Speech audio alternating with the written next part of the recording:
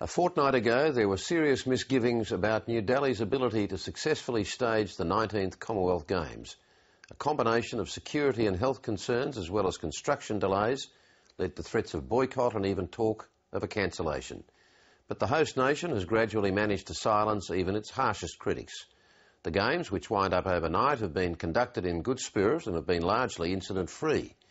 But at the same time, there are calls to review the format and timing of future Commonwealth Games. For his thoughts and impressions, I'm joined now by ABC correspondent Paul Lockyer in New Delhi. Paul, I can't think of a modern Commonwealth Games that has got off to such a bad start. Things looking a little better for the host nation as they prepare for the closing ceremony? Yes, they are, Kerry. In fact, after all those troubles, and the press here was ferocious in their criticism of the organisation of this event, and as you say, some countries were threatening to pull out right at the beginning of the Games. But now politicians here are scrambling all over each other, falling all over each other to claim credit for this event. In fact, the Chief Minister of New Delhi has even said that the Olympics are now back on the agenda, and perhaps they should make a bid for an Olympics here in the next decade, in the 2020s. But in fact, after these Games are over, Kerry, it's not over for the organisers. There are 3 separate inquiries going on into corruption and misappropriation of funds. So we won't hear the end of that just yet. But for the moment, India is certainly basking in the glory of what they say is an excellent event. Well, if we can allow ourselves to be a little bit self-interested and parochial for a moment, the Australian result is outstanding on paper, and the gap between Australia and the rest almost daylight, on the gold medals at least. But are these Games a reliable guide to what we can expect from Australians in the London Olympics 2 years from now? Because Australia's Olympic boss, John Coates, has been somewhat pessimistic coming out of the Beijing Games and afterwards about whether we could hold our position in the London Games, particularly against the host nation, Great Britain. Yeah, I think that's a very good point, Kerry, and really if everybody had come, you still might be asking those questions.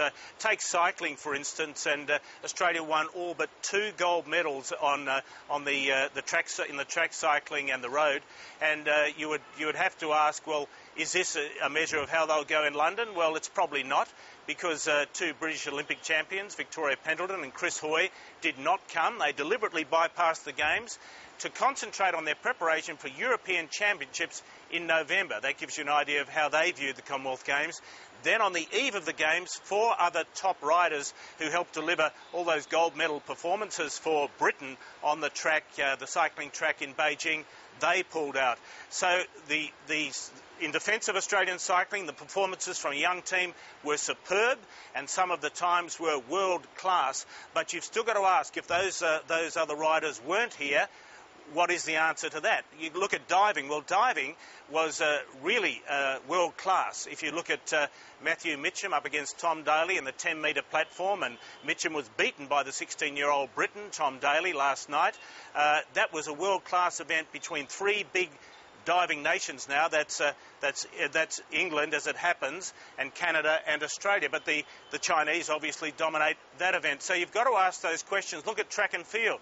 Usain Bolt didn't come. A lot of the other Jamaican sprinters didn't come. 3 top Kenyan middle distance runners did not come for various reasons, and money's part of that, but they were all worried about the security and the health of these Commonwealth Games. So they've lost their tarnish a bit as an international competition. So I think as a measure, there's been some great performances by Australians, but whether they're world class, whether they give you an indication of how Australia will go in London is very dubious. So who have been the outstanding performers of these Games from the Australian team? Who have emerged the heroes?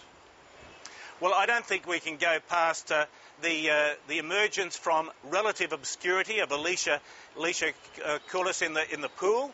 I mean, she came from absolutely nowhere to win 5 gold medals, and tonight she'll be the flag bearer at the closing ceremony. Liesl Jones in the pool.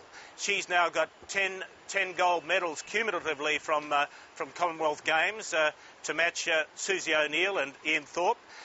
And of course Emily Seebohm in the pool also, because she had an enormous program when she came into this, and a lot of pressure on her to perform. And she did. She got 8 medals, of which 2 were gold. And her performances will be refined. She will be a big thing at the London Olympics. But really, I think you'd stick with the pool for the biggest performance of all, and that was Geoff Hugel. Here's a guy at 31, comes back from obesity, loses 45 kilos, gets in the pool, wins the 100 metres breaststroke, butterfly, in a time that was faster than he could have done 10 years ago. And look at hockey. Fortunately for us Aussies here today, Australia has won 8-0 over India. For the last 24 hours, what have we heard? Cricket, cricket, cricket. 1 test gone, 2 tests gone. Sachin Tendulkar, a better average this year than the Don himself. We're going to be blown away here, I think, Kerry, in a moment. Just before you do go, I mean, the comment that we have to make is about the amazing Rick Charlesworth, the coach of the Australian men's hockey team, because his record has been extraordinary, both as a player, as an Olympic captain, and now revitalising the Australian men's team. Yeah, absolutely. I mean, here's a guy who went to 5 Olympics, a great hockey player and long-time captain, took over the girls' team, took them to Olympic glory, and just last year took over the men and took an inconsistent men's team to a world championship. And today, under his guidance, and who knows what he's got, because he coached here for a while, for about 3 months, Kerry, before he gave up, and they're saying here now, I wish we'd kept Rick Charlesworth, because he's made this a very consistent team. And if you're looking to London in a couple of years' time, I think that's one thing you can pencil in, perhaps, the Australian men's hockey team. And somewhere in there he managed a parliamentary career in politics. I'm not quite sure how he managed that. Paul Lockyer, thanks very much for that. Thanks for your coverage. Thank you, Kerry.